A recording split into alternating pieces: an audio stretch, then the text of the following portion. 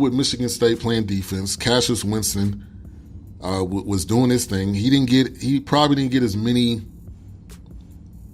points that he wanted, but they played hard. Michigan State played hard. It just was not enough.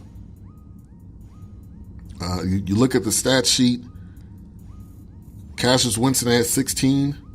McQuaid had 12. Xavier Tillman had 5. A deciding factor in this game was the bench. The bench for Michigan State had 5 points, and I was one guy who had 5 points. The bench for Texas Tech had 14 points. So that alone is the swing when you look at the final score. But the MVP of this game, shout out to HRAP-B. Thank you for tuning in. But the MVP of this game was a kid with the last name Mooney. Matt Mooney had 22 points. This kid was lighting it up. Almost like a Kyle Korver type. He was draining threes, open shots. He went 8 for 16. Hit some key threes during the latter point of the game. And he went 4 for 8 from the three. 22 points, led the game in scoring. If they didn't have those points, this game could have probably went the other way. Jared Culver was struggling. And Texas Tech, we like to talk about their defense. So they held Michigan State to 31.9% shooting, including 17 missed threes. 17. That is a lot of missed threes. They went 7 for 24 from the three. You live by the three, you die by the three. That's not just a saying, that's real life. And it continues to happen in real life. A-Trap says Texas Tech by 8. So when it all came down to it, Tech won the game on what they've been doing all year long, defense. And they had to deal with adversity. So this team has proven that they can win the national championship. I do wonder, like I said, Tariq Owens going down with that injury. He had 3 blocks in the game. He's going to be key. He is expected to play, but he's not going to be at 100%. Virginia's going to go after him at every opportunity possible. But Michigan State did not have it. They did not have enough, and they end up losing. Lubbock, Texas, which is where Texas Tech is, was going crazy last night, turning over cars, burning buildings. I mean, they were doing some of everything. And this could possibly be, listen to this, what I'm about to say, the second team in NCAA history from Texas to possibly win a national championship. I know that stat sounds crazy, but it is true. The only team is Texas Wesleyan, which there's a movie about them called Glory Road. But Texas Wesleyan is the only team that from Texas that has won a national championship. So Texas Tech could be the second team. That's history. Virginia on the flip side, losing to number 16 last year, coming around to this year, winning the national championship would be huge for them and for this program. My first team that I picked was North Carolina. Being a diehard fan, that didn't work out. So my second pick is Virginia, and I'm still leaning towards it. I think they have a shot to do it. I think, like I said, Tariq Owens not 100%. How is it going to affect their play? And it's a great story. It's a great storyline. Storylines do produce wins. Now, some people say conspiracy, which it could be that But losing in the first round last year to a number 16 and then winning the championship this year, you can't tell me NCAA basketball is rooting for that or potentially pushing for that. So I got Virginia. Let's go over to their game, which the key part of the game, the last minute, was that a foul? Was that not a foul? Put your thoughts in the chat room. Was it a foul? Was it not a foul? Kyle Guy going up for that shot. It was a 3. He was leaned into. He was not touched, but he was leaned into, and that was a foul that was called. In my opinion, looking at the replay, I think that was a foul. Contact is a foul. It doesn't have to be a hand. It has to be contact. Courtney says if VA wins this, that's a big story, being the first seeded, eliminated by 16 to win it. It was not a foul, Courtney says. A-Trap is happy. The little guy wins, and I love the Southwest. Let me know, guys, was that a foul or not? To me, it was a foul. Foul does not, your hand does not have to touch somebody to be a foul. We know that. So if his body was rubbed up against him and he did not have a clear ability to shoot his shot, that's a foul. A-Trap says it was a foul. You must allow room for landing. Those are the rules. I agree with you. And the other part of it is he had to make the free throws. So say he goes to the line and he misses them, then the game goes a completely different way. But big ups to Auburn. You have to pay your respects to Auburn.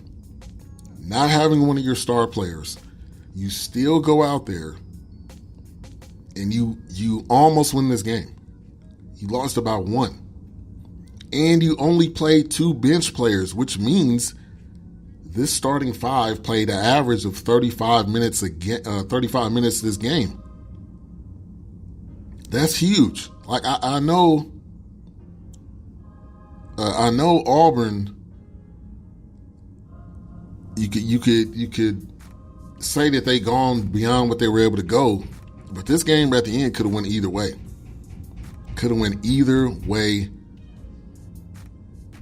It was a foul that doesn't excuse the missed double dribble. Great point, Mo.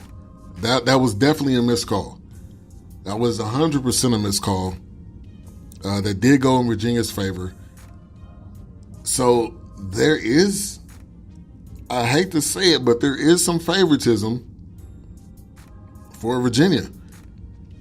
And like I said, Auburn losing one of their star players and still making it this far, and for the game to come down like this, it's heartbreaking for them. And to have a bad call like that, and I'm talking about the double dribble, that makes it hurt even more. But it does seem like some type of favoritism right now towards Virginia,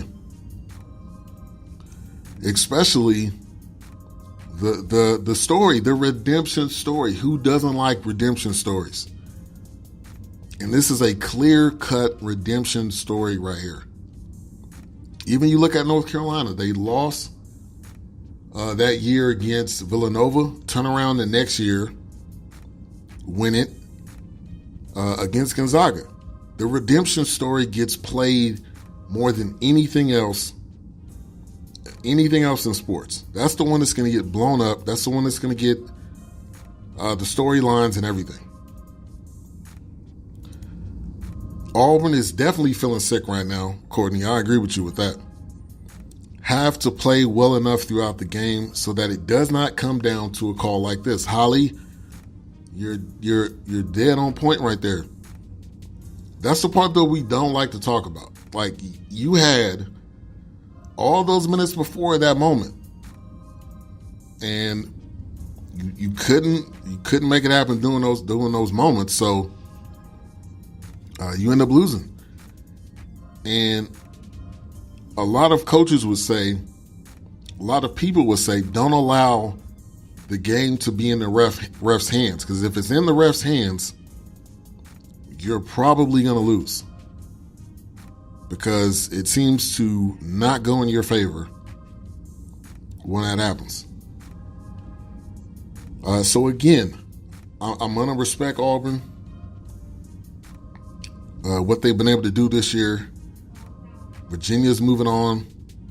The top scorer of the game was Ty Jerome. How many guys do you know with the last name Jerome? I don't know that many. But shout out to that kid. 21 points, 4 for 9 from the three. Auburn shot 29% from the three. Virginia shot 36.8%. Cal Guy with 15 points. Major free throws under major pressure. He hit all three.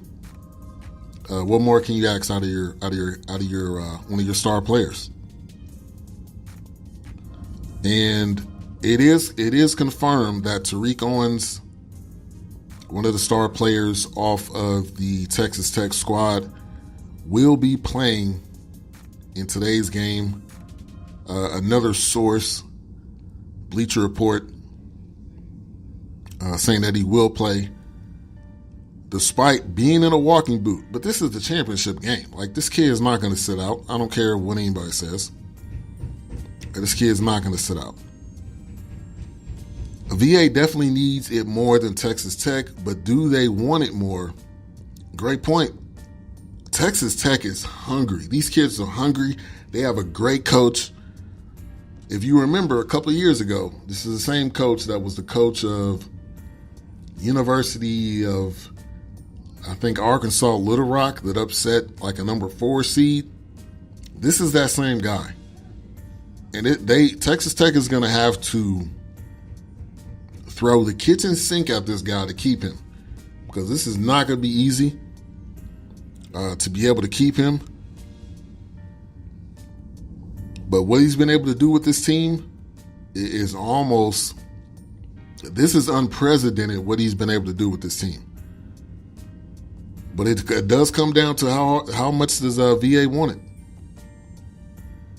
I think we all got cousins named Jerome. Yeah, I'm talking about with the last name Jerome. I have not met anybody with the last name Jerome.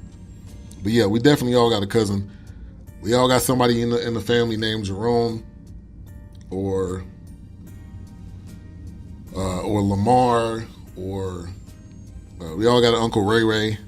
Even if his name is not Ray Ray, we might call him Ray Ray. All right, so if you're tuning in, if you're a background listener, join into the show. You can enter in for a chance to win $100. Join in, create a profile. It's all free. It does not cost you anything.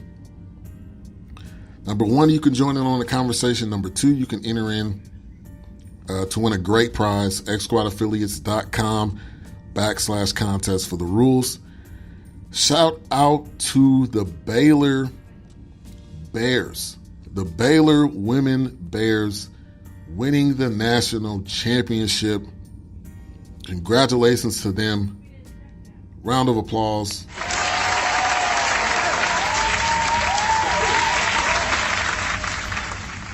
Baylor has been a very dominant team over the past few years, I would say at least. UConn has been falling off. They end up winning by 1 point, 2 number 1 seeds going at it. And they end up winning. Highest points leader was Arika. She had 31 points. Chloe Jackson had 26 for Baylor.